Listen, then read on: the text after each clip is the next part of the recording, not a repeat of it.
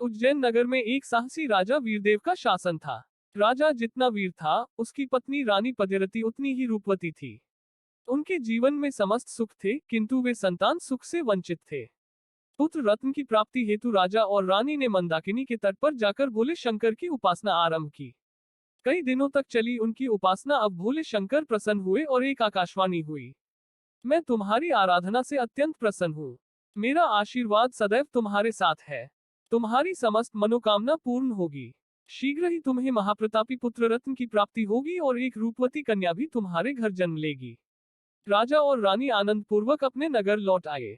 अगले वर्ष रानी पद्यवती ने एक पुत्र को जन्म दिया, जिसका नाम शूरदेव रखा गया।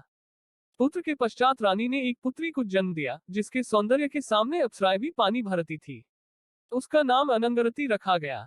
अनंगरती के युवा होने पर कई राज्यों के राजकुमारों ने उसके लिए विवाह प्रस्ताव भेजे, किंतु राजा को कोई भी प्रस्ताव अपनी पुत्री अनंगरती के योग्य नहीं लगा। उसने कोई भी प्रस्ताव स्वीकार नहीं किया।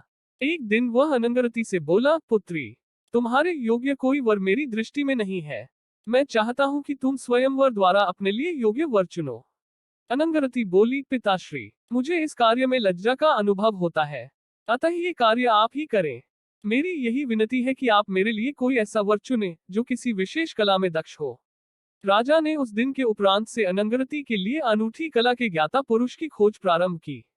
एक बात दूरस्थ प्रदेशों तक फैली, जिसे सुनकर एक दिन 4 पुरुष राजा के दरबार में उपस्थित हुए और राजकुमारी से विवाह की कामना प्रकट की। राजा ने उनका स्वागत किया और उन्हें अपनी कला का वर्णन करने को कहा। पहला पुरुष कहने लगा, मैं पंचपटिक नाम का शूद्र कुल में जन्मा पुरुष हूँ। मैं उत्तम वस्त्र निर्माण में कुशल हूँ। प्रतिदिन मैं 5 जोड़े वस्त्र निर्मित कर उनमें से एक जोड़ा देवता को चढ़ाकर एक जोड़ा ब्राह्मण को भेंट करता हूँ। एक जोड़ा मैं स्वयं पहनने के लिए अपने पास रखता हूँ। यदि आप राजकुमारी का विवाह मुझसे करेंगे तो एक जोड़ी वस्त्र मैं उसे दूंगा और शेष एक जोड़ी वस्त्र हाट में बेचकर जीवन निर्वाह के लिए धन अर्जित करूंगा।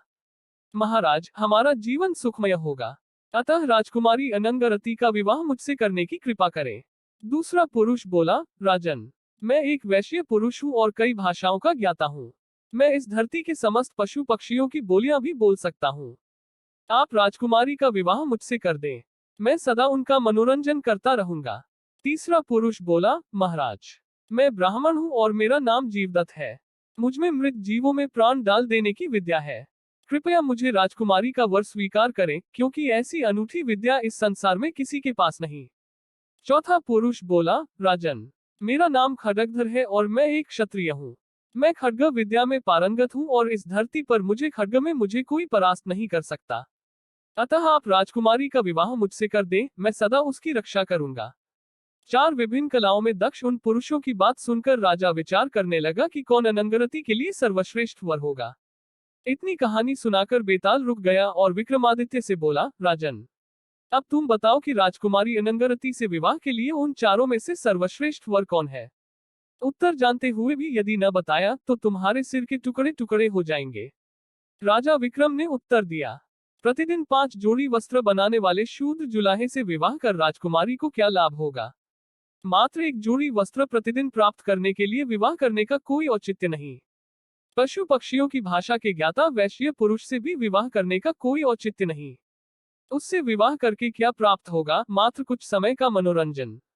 जो ब्राह्मण पुरुष अपनी पंडिताई छोड़कर जादूगर बन गया है, उससे विवाह करने का कोई लाभ नहीं, क्योंकि एक न दिन सबको मृत्यु प्राप्त करना ही है। अनंत काल तक जीवित रहकर भी कोई क्या करेगा, इसलिए वह भी राजकुमारी का पति बनने के योग्य नहीं है। अब शेष है क्षत्रिय पुरुष, वही राजकुमारी के लिए योग्य वर है। वह खड्ग विद्या में पारंगत है, साहसी और पराक्रमी है।